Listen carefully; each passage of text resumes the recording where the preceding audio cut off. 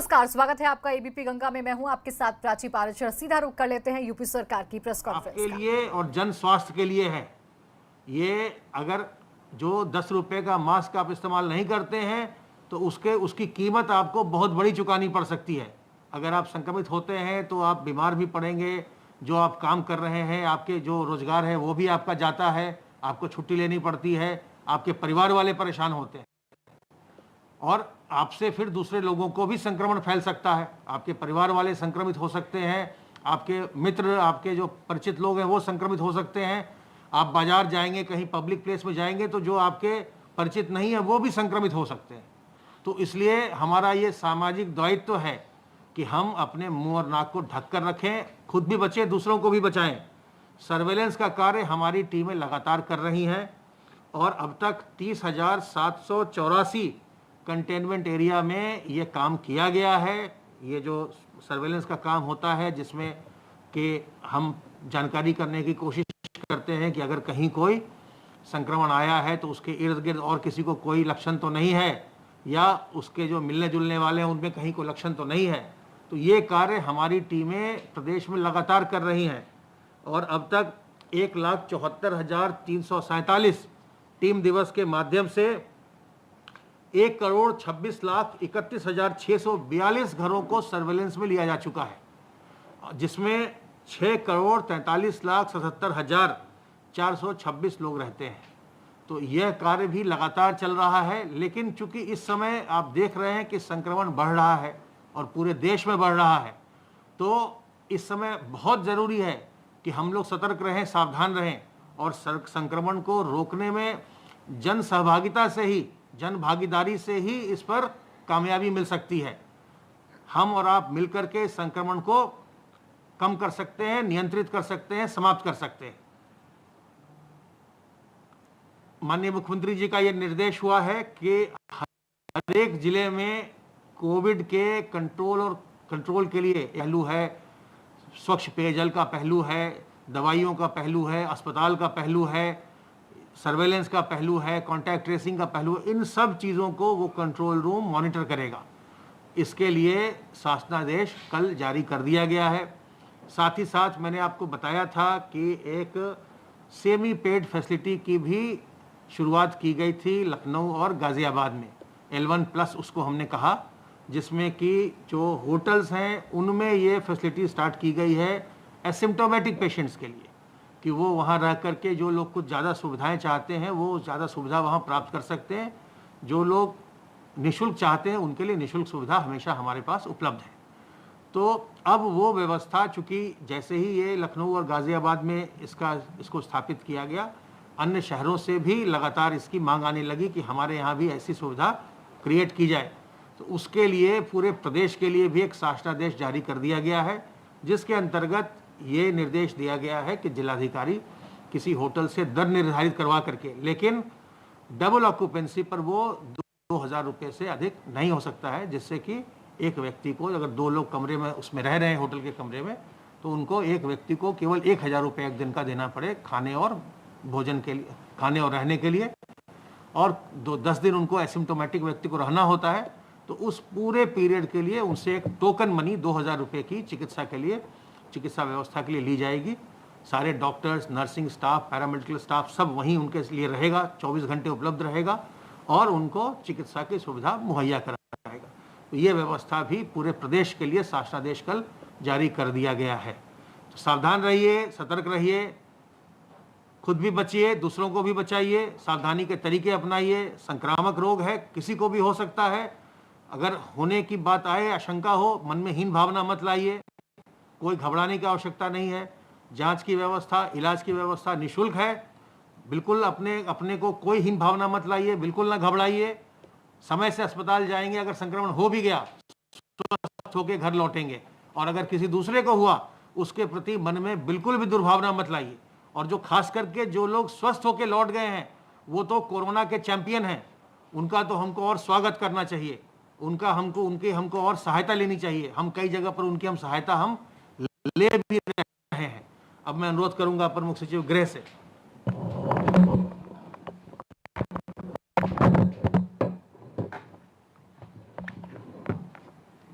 माननीय मुख्यमंत्री जी ने आज कोविड-19 के संक्रमण को रोकने के लिए एक महत्वपूर्ण बैठक की। उन्होंने आज शाम 7 बजे जो है यहाँ के कमिश्नर, यहाँ के पुलिस कमिश्नर, उनके जॉइंट कमिश्नर्स, जिलाधिकारी, नगर आयुक्त और सभी वरिष्ठ अधिकारियों को बुलाया है समीक्षा के लिए। लखनऊ के संदर्भ में उन्होंने कल भी कुछ निर्देश दिए थे, उसका कंप्लायंस आज सुनिश्चित किया जा रहा है।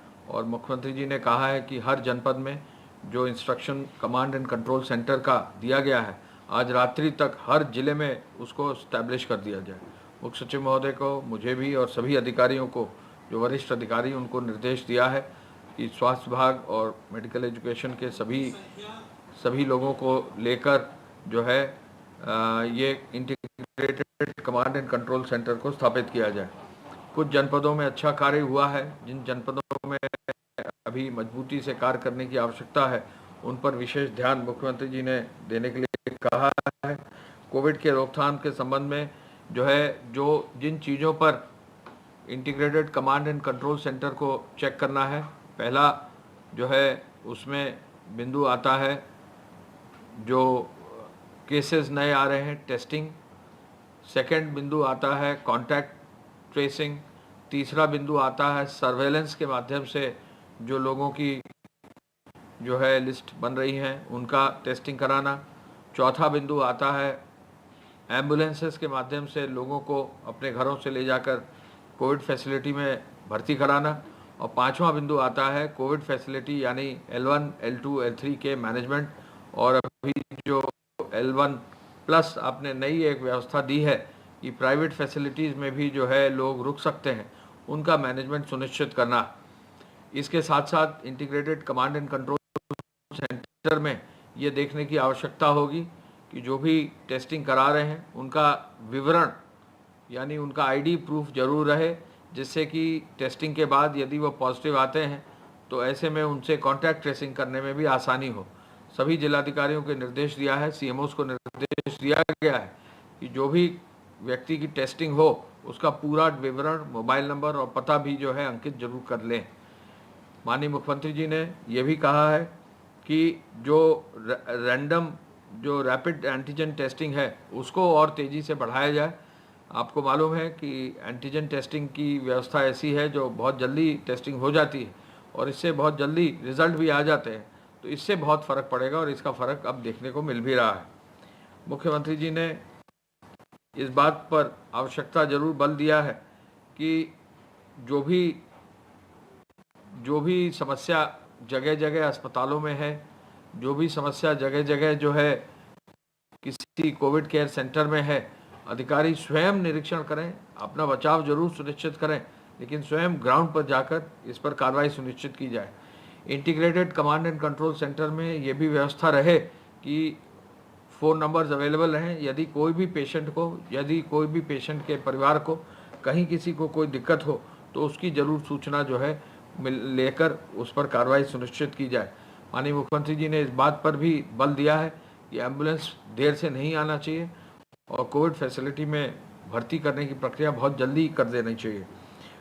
माननीय मुख्यमंत्री जी ने ये पाया कि कुछ जनपदों में ऐसी शिकायत है कि वहाँ खाद्यान्न कुछ पॉकेट्स में यदि नहीं बटा है तो उसके लिए जिलाधिकारियों को निर्देश दिया है कि वो स्वयं जाकर देखकर आएँ ऐसे गाँव में जहाँ कहीं शिकायत आती है। यदि कुछ लोगों के राशन कार्ड में नाम नहीं चढ़ा है तो पुनः इस बात पर बल दिया है कि उनका नाम राशन कार्ड में चढ़ाकर उनको जो है राशन की व्यवस्था सुनिश्चित की जाए। कोविड और नॉन कोविड अस्पतालों में डॉक्टर्स के साथ दवाई की व्यवस्था, पैरामेडिक्स की व्यवस्था पर, साफ सफाई की व्यवस्था पर, सैनिटाइजिंग की व्यवस्था पर, हॉस्पिटल में एम्बुलेंस की व्यवस्था पर, व्हीलचेयर और ऑक्सीजन की व्यवस्था पर भी विशेष बल देने के लिए अभियान चलाया गया है। आपको मालूम है कि दो दिन नोडल ऑफिसर्स जो है सैटरडे और संडे फील्ड में गए हुए हैं। नोडल ऑफिसर्स खुद जो है अपनी रिपोर्ट मुख्य सचिव के माध्यम से जो है शासन को दे रहे हैं, तो निश्चय ही इसका बहुत फ़र्क पड़ेगा जो नोडल ऑफिसर्स फील्ड में गए हैं। पुलिस और नोडल ऑफिसर्स भी फील्ड में गए हैं, वो भी अपनी रिपोर्ट दे रहे हैं और उन रिपोर्ट्स के आधार पर जो है पुलिस से संबंधित जो बिंदु है उन पर कार्रवाई की जा रही है। गौ आश्रय स्थलों में गौवंश के स्वास्थ्य परीक्षण कराने का भी निर्देश दिया गया है। हरा चारा अभी अवेलेबल है, उसकी भी व्यवस्था करने का निर्देश दिया गया है। मनरेगा के तहत रोजगार मिले, इसके लिए गांव में मुनादी कराकर रोजगार तलाश रहे लोगों को व्यवस्थित कर उनको भी रोजगार दिया जाए। अधिक से अधिक रोजगार मिले, कृषि, सिंचाई, उद्यान आदि विभागों में भी रोजगार मिले और कृषि, खाद्य प्रसंस्करण, MSME आदि में माध्यम से प्रदेश में नवनिर्माण का जो कार्य हो रहा है उसको जरूर इंश्योर किया जाए।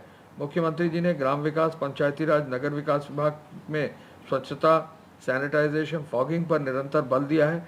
शुद्ध पेयजल पर भी बल दिया है। चिकित्सा, शिक्षा एवं स्वास्थ्य विभाग को कहा है कि सीनियर डॉक्टर्स का, पैरामेडिक्स का राउंड जरूर हो। कोरोना की जंग में सोशल डिस्टेंसिंग और मास्क पहनना बहुत आवश्यक है। इस पर भीड़ इकट्ठा न हो, DGP साहब को ये निर्देश दिए हैं। पिछले दिन कल यानी शनिवार को भारी संख्या में चालान हुए हैं, तो ऐसे में लोग इस बात के लिए जागरूक हो जाएं कि यदि मास्क वो नहीं पहनेंगे तो उन पर कार्रवाई हो जाएगी। कल जो है शनिवार था, कल जो है प्रतिबंध लगे थे, फिर भी रोडवेज ने लगभग 4,318 बस चलाकर 5,15,000 यात्रियों को अपने गंतव्य स्थल तक पहुंचाया है। अब तक जो कैदी छोड़े गए हैं कोरोना की वजह से 18,053 हैं। अब तक जो बाल पेटी ऑफेंसेस में जुवेनाइल्स हैं वो लगभग 844 जो है करीब छोड़े गए हैं। अब तक जो कार्रवाई धारा 188 के अंतर्गत हुई है वो कुल मिलाकर जो है 1,15,861 हो गई है। कल पूरे प्रदेश में 6,087 FIR धारा 188 के अंदर दर्ज की गई है और आगरा में 15, आगरा जोन में 15, प्रयागराज में 140, बरेली में 59, गोरखपुर जोन में 2,122, कानपुर जोन में 112, लखनऊ में जोन में 39, मेरठ जोन में 112, वाराणसी जोन में 214। इस तरह से पूरे जो है क्षेत्रों में जो है संख्या में जो है कार्रवाई करते हुए 188 के अंतर्गत कार्य सुनिश्चित किया गया है। एसेंशियल कमोडिटीज़ एक्ट में 753 FIR दर्ज कर दी गई हैं। 357 लोगों को अब तक गिरफ्तार कर दिया गया है। जो जुर्माना लगाया गया है वाहनों पर वो काफ़ी संख्या में लोगों पर जुर्माना लगाया गया है। अब तक जो जुर्माना लगाए चेक किए गए वाहन हैं वो लगभग 9,96,000 वाहन जो है अब तक चेक कर लिए गए हैं और 2,57,000 वाहन जो है सीज करते हुए 47 करोड़ 45 लाख रुपया जो है जमा करा दिया गया है। इसके साथ साथ हम ये भी आपको बताना चाहेंगे कि माननीय मुख्यमंत्री जी ने ये निर्देश दिए हैं कि पुलिस में, कारागार में, PSC में, बाकी सभी सरकारी कार्यालयों में प्रयास पूरा होना चाहिए। किसी भी सूरत में जो है कोई कोरोना ना फैले, इस पर विशेष जो है कार्रवाई सुनिश्चित करने की आवश्यकता है। पुनः इस बात पर बल मुख्यमंत्री जी ने दिया है कि पूरे प्रदेश में हर जनपद में integrated command and control centre बने।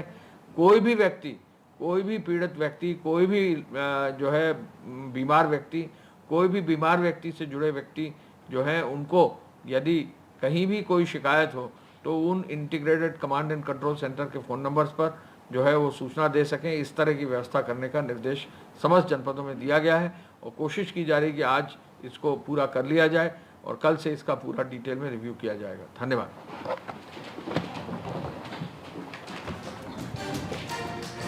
तो कोरोना पर यूपी सरकार की प्रेस कॉन्फ्रेंस, हर रोज ये प्रेस कॉन्फ्रेंस होती है जिसमें जानकारी दी जाती है कि कितने केस उत्तर प्रदेश में है। 24 घंटे में कोरोना के 2250 मरीज सामने आ चुके हैं। एक्टिव केसों की कुल संख्या 18,256 पहुंच गई है। 29,845 लोग अस्पताल से डिस्चार्ज किए गए हैं, यानी वो रिकवर हो गए हैं। कोरोना संक्रमण से अब तक 1146 लोगों की मौत हुई है। फैसिलिटी क्वारंटीन सेंटर में लोग भर्ती हैं, लोग आइसोलेशन वार्ड में भी भर्ती हैं। कल प्रदेश में 44,123 सैंपलों की जांच हुई। प्रदेश में कुल 14,70,426 सैंपल की जांच हुई। शाम 5 बजे लखनऊ के सभी अधिकारियों के साथ मीटिंग भी होनी है।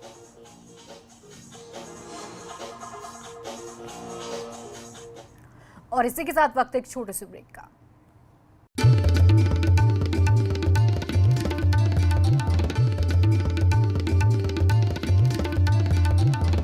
आप देख रहे हैं ABP गंगा, खबर आपकी, जुबान आपकी।